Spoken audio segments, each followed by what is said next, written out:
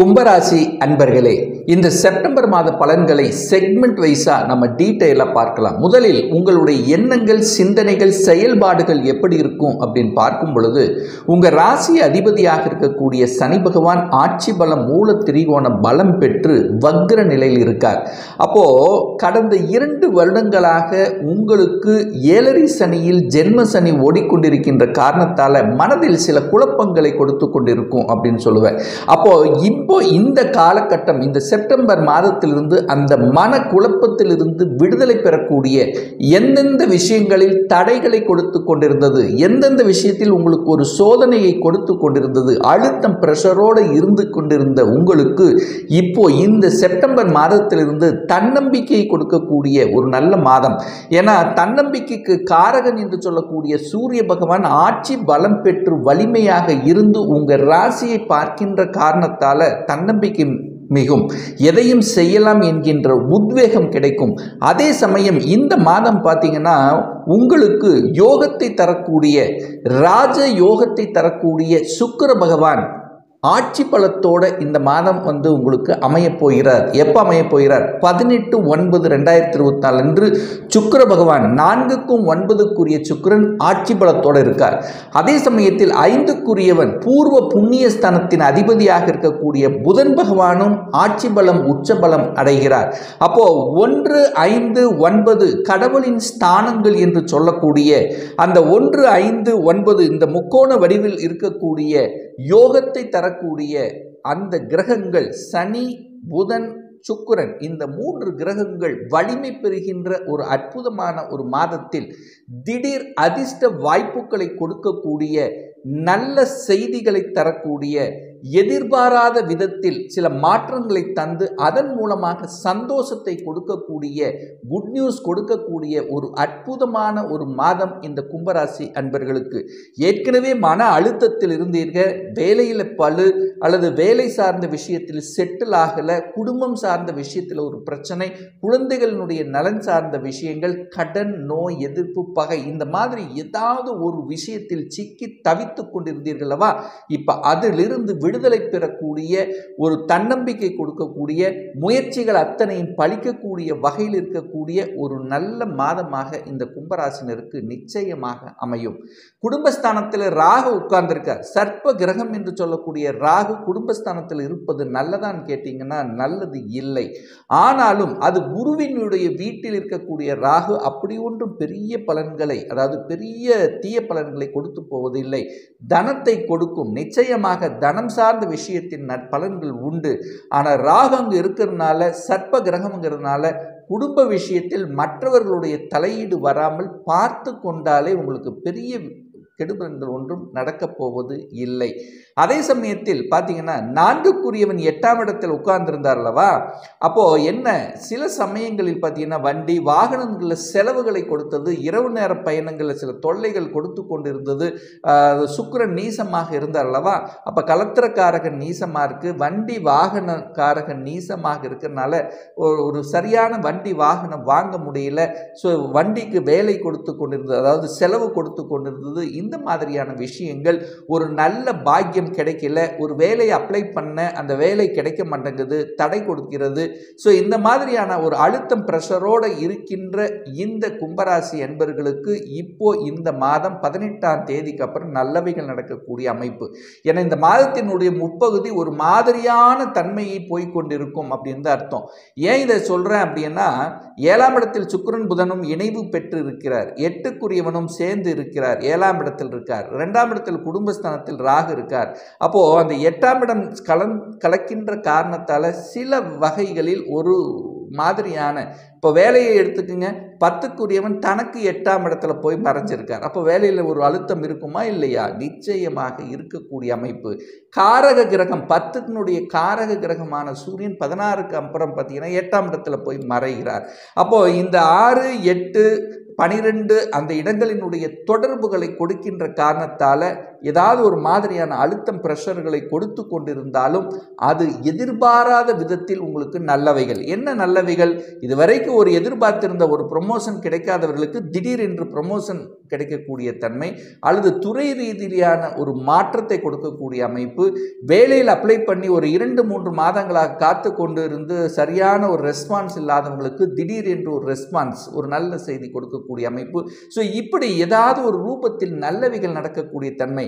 என 8க்குரியவன் 8ஆம் இடத்திலேயே ஆட்சி பலம் பெற்று வலிமையாக உட்கார்ந்திருக்கக்கூடிய ஒரு மாதம்.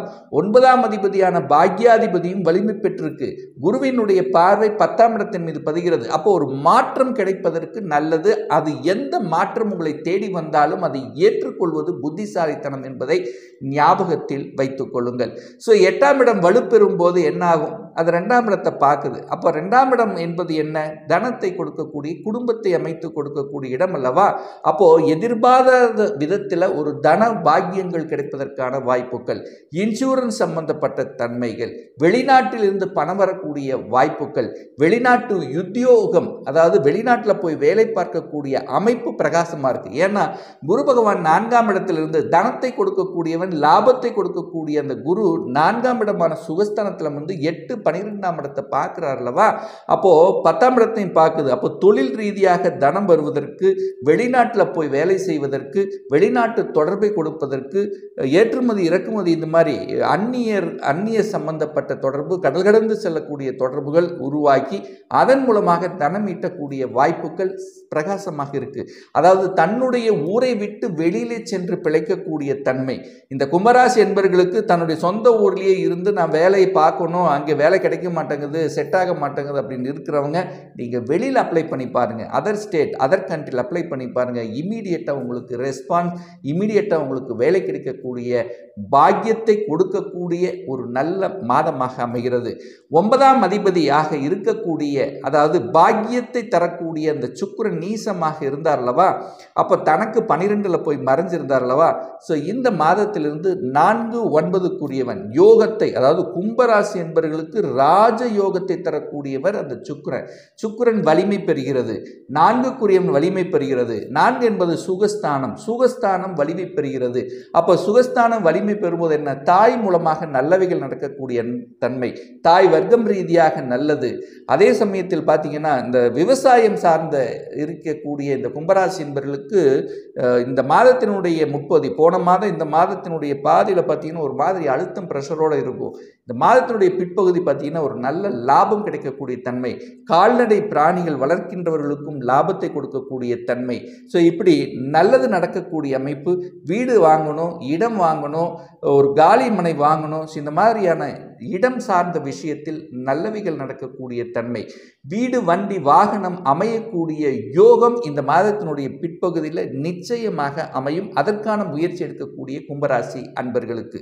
சரி, 11ஆம் அதிபதியாக இருக்கக்கூடிய குரு பகவான் 4ஆம் இடமான சுகஸ்தானத்தில் இருக்கிறதுனால சொல்லிக் கொடுத்தல், போதனைகளை செய்வது, சட்டம், நிதித்துறை, நீதித்துறை, தங்கம், ஸோ இந்த மாதிரி மஞ்சள் நிற சம்பந்தப்பட்ட பொருள்களை உபயோகிக்கக்கூடியவர்கள், இவர்களுக்கெல்லாம் நல்லது நடக்கக்கூடிய ஒரு நல்ல மாதமாக அமைகிறது. குழந்தைகளினுடைய நலன்கள் எப்படி இருக்கும் அப்படின்னு நீங்கள் கேட்டிங்கன்னா, அந்த 5ஆம் இடத்தில் செவ்வாய் பகவான் உட்கார்ந்திருக்கார். முயற்சி ஸ்தானத்தின் அதிபதி 5ஆம் இடத்தில் இருக்கிறதுனாலையும் 5ஆம் அதிபதியாக இருக்கக்கூடிய புதன் பகவான் இந்த மாதம் ஆட்சி பலம் பெற்று வலிமையாக இருக்கிறதுனால குழந்தைகளினுடைய எண்ணங்கள், குழந்தைகளுடைய படிப்பு சார்ந்த விஷயத்தில் இருந்து வந்த மந்தத்தன்மையை போக்கக்கூடிய அமைப்பு. என்ன காலேஜ் படிக்கணும் சூஸ் பண்ணியிருந்தீங்கன்னா நிச்சயமாக அந்த காலேஜின் மூலமாக நல்லவைகள் நடக்கக்கூடிய தன்மை. குழந்தைகளுக்கு செலவு செய்யக்கூடிய 8ஆம் இடத்தில் இருக்கார் அல்லவா? அப்போ செலவு செய்யக்கூடிய அமைப்பு, படிப்பதற்கான செலவு அல்லது வெளிநாட்டில் போய் படிப்பதற்கான அமைப்புகள், இதெல்லாமே உங்களுக்கு சிறப்பாக இருக்கிறது.